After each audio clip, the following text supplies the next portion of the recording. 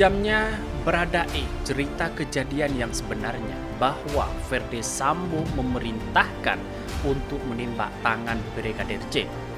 Akhirnya Baradae jujur jika luka pada jari Brigadir J adalah perbuatan dari Verdi Sambo akibat sebarkan rahasianya kepada Chandrawati. Benarkah seperti itu?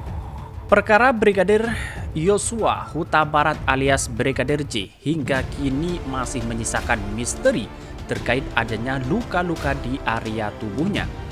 Salah satu pengacara Baradae yakni Muhammad Burhanuddin mengungkapkan jika ada kejanggalan yang selama ini ada terkait luka di tubuh Brigadir J. Menurutnya, Baradae telah mengatakan luka apa yang dilihat ketika kejadian baku tembak di rumah dinas Kadif Propam Irjen Verdi Sambo, Duren 3, Jakarta Selatan. Tak ada baku tembak dan pengakuan Baradae soal proyektil atau apa yang di lokasinya katanya alibi, jadi senjata mendiang Brigadir J. Jadi senjata Brigadir J dipakai untuk tembak jari kanan itu, ungkap Burhanuddin selesai dikonfirmasi pada hari Senin tanggal 8 Agustus tahun 2022 lalu. Kemudian Burhanuddin menuturkan jika Baradae mendapat tekanan dari atasannya untuk menembak Brigadir J. Menurutnya tembakan yang diarahkan ke tubuh Brigadir J diduga direkayasa dengan mengarahkan ke dinding tersebut bukan untuk menembak diri sendiri, melainkan menembak itu dinding, begitunya tembakannya itu ke atas arah dinding agar terkesan biar seperti ada baku tembak, pungkasnya. Meskipun demikian, Burhanuddin enggan menyebutkan nama atasan yang memerintahkan Baradae. Ia pun mengungkapkan jika pihaknya telah membuat keterangan kepada pihak tim penyidik. Sementara petunjuk dari atasan dia, saya nggak bisa sebut nama-namanya. Dari BAP keterangan, dia mendapat tekanan dan perintah untuk menembak. Atasan itu kan kita sudah bisa reka-reka siapa jadi atasan kedinasan, ujar dia. Tidak hanya itu, Baradae kini makin berani ungkap kejadian yang sebenarnya soal kematian Brigadir J. Pengakuan bikin RJ Irjen Verdi Sambo keringat dingin.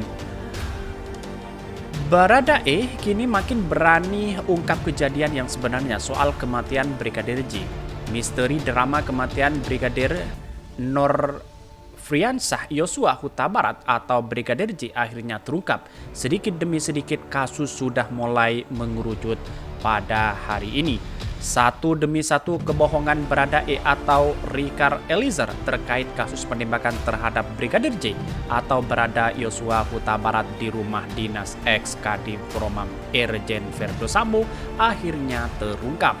Menurut kuasa hukum anyar Baradae, Deo Lipa Yomara, bukan tanpa sebab kliennya itu membuat pengakuan bohong selama pemeriksaan yang dilakukan oleh pihak yang bertugas, melainkan karena ada tekanan dari luar yang mengharuskan Baradae untuk mengikuti skenario yang telah dibuat oleh atasan.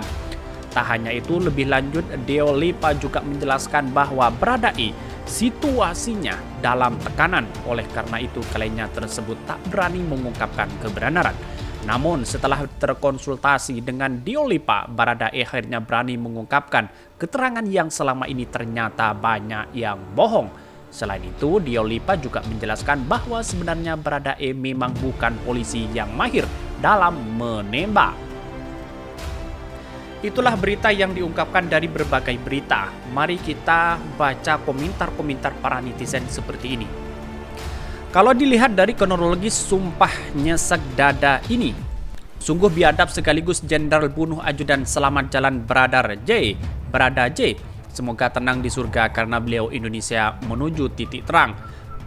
Bunda Barada J, semoga beliau tetap sabar dan tegar. Semangat Bunda ya.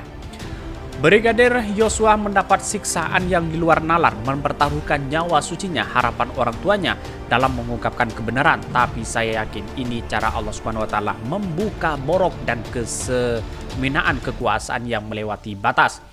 Beginilah jadinya jika penjahat dijadikan sebagai polisi, bukan mengayomi dan melindungi, malah menghasut dan membantai.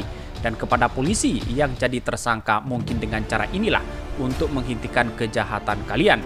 Sadarlah ada saatnya nanti kita semua ditanya akan segala sesuatu yang kita berbuat. Percayalah surga dan neraka itu ada. Mudah-mudahan tidak ada lagi bentuk sandiwara lagi. Polri adalah penegak hukum sebagai panutan bertingkah laku. Semoga para penegak hukum dapat mengungkapkan kasus ini sampai tuntas sehingga hukum dapat ditegakkan dengan seadil-adilnya. Ya Allah, ya Rabbi, Engkau maha pengasih penyayang, terimalah Brigadir Joshua di sisimu. Dia meregang nyawa demi kebenaran, dianiaya demi kebenaran, semoga ditempatkan di surga. Amin. Seorang Sambo wajib ditembak mati karena orang begitu tidak punya pri kemanusiaan. Bapak-bapak yang terhormat, tolong dipertimbangkan hukumannya, jangan sampai tidak dihukum dengan seberat-beratnya. Ya Allah, anugerah kami pemimpin-pemimpin yang jujur, amanah, penegak hukumnya jujur dan adil demi negeri ini. Kasihan negeri ini sudah diporak-porandakan mereka yang diberi tanggapan tapi tamak dan bengis. Jangan menangis negeriku, kami rakyat berekonomi kecil masih setia padamu. Ya, mudah-mudahan semuanya terungkap dengan jelas biar tidak ada lagi kebohongan-kebohongan yang disembunyikan untuk selanjutnya, biar menjadi pembelajaran yang sangat berharga bagi siapapun yang diberi amanah, biar melaksanakan amanah itu dengan penuh tanggung jawab. Jadi kesimpulannya dari kami bahwa persoalan-persoalan yang dilakukan oleh Ferdy Sambo ini benar-benar keterlaluan. Dan bahkan merekayasa kebohongan dari sandiwara-sandiwara yang dilakukan. Bahkan ini adalah menunjukkan betapa gagalnya demokrasi Indonesia. Betapa gagalnya penegak hukum ketika melakukan atau keterlibatan mafia-mafia seperti ini. Dan bahkan ada berita yang mengatakan bahwa 303 ini adalah pertunjukan yang mana perjudian yang sangat luar biasa. Siapa di balik dalang ini semua? Maka dari sinilah yang kemudian warga Indonesia kita harus memberikan satu tindakan kepada Ferdy Sambo ini. Dan bahkan ada yang mengatakan dari para netizen bahwa Ferdy Sambo harus dihukum mati dan dihukum seberat-beratnya sesuai dengan apa yang dirasakan oleh Ibunda Brigadir J. Mungkin itu yang kami sampaikan. Tonton terus channel Hodari Podcast Rakyat ini karena ada berita-berita menarik dan viral setiap harinya. Salam para netizen, salam inspirasi bagi kita semua.